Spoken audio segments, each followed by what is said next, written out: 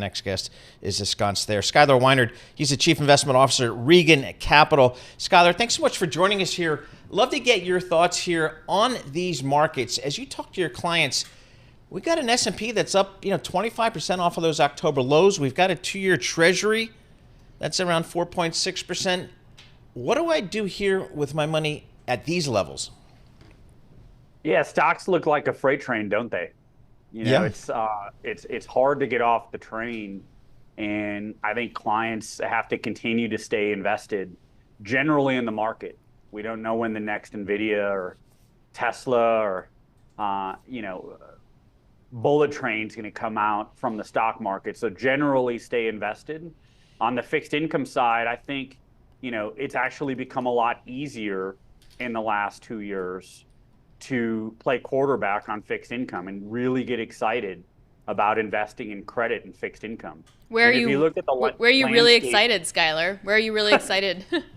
If you look generally at the landscape of, let's say, equity or real estate, it's a much better time to be a lender than it is an equity buyer in some of these names, in some of these industries, especially real estate, where on the loan side, you're getting 10+% coupon on loans, okay?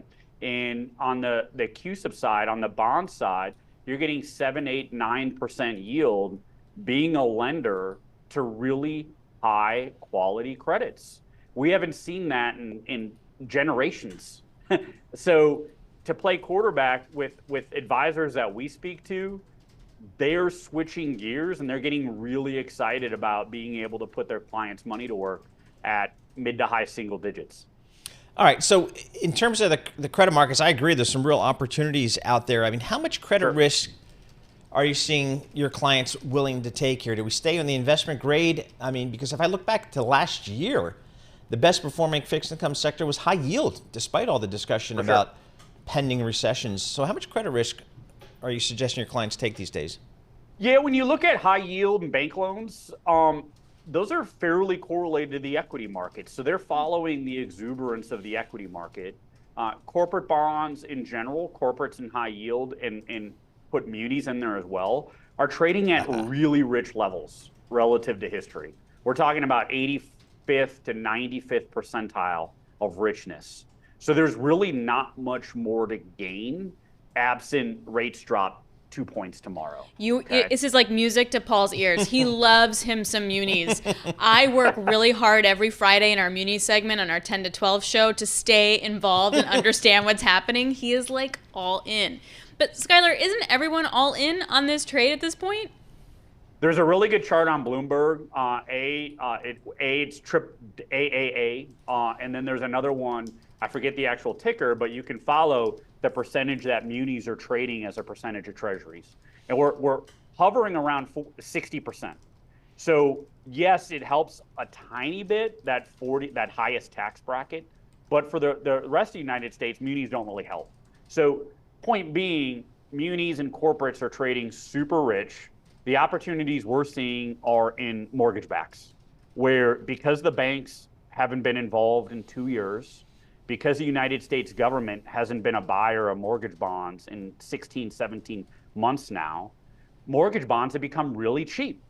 And that's one of the reasons why mortgages for U.S. consumers are hovering right around 7%, is because there's very little demand for agency mortgage backs at almost 6% yield and non-agency mortgage backs at upwards of 8 to 9% yield. Skyler, what do you guys do in the private credit market? That's been a market that's just exploded really in the last dozen years or so. It's really become an asset class in and of itself. How do you get exposure there? Well, people forget that one of the original private credits is mortgage bonds. Yep. Ginnie Mae started in 1968, and it for the last 100 years, mortgages have been a private credit. So we like to stick to collateral. We like to stick to real estate related investments where we can drive by the property, we can talk to the owner, we can look at their balance sheet on a daily basis to check up on them. So you're looking at the very low end, getting a 6 or 7% yield in agency credit, okay? In non-agency credit, you're looking at high singles. But then there's a tremendous opportunity right now and coming down the pipe to help out multifamily borrowers who are coming up on loan extensions or loan balloons. They don't have the equity capital to put up to refinance that debt. So they're borrowing at 14% on first lien paper, maybe second, that 50 to 70% slice second lien. You can get upwards of high teens on the loan. Yep. Okay. And if you're buying into that at a 65, 70 LTV, I call it loan to own, you actually have a call option on the property. So if the borrower does default, you own the property at 65 cents. Yep. So tremendous opportunity where you don't even have to think about equity. Right. Where you can make mid to high teens with tremendous upside. Skyler, thanks so much for joining us. Really appreciate it. Skyler Weinand, he's the CIO at Regan Capital Management in Dallas, Texas.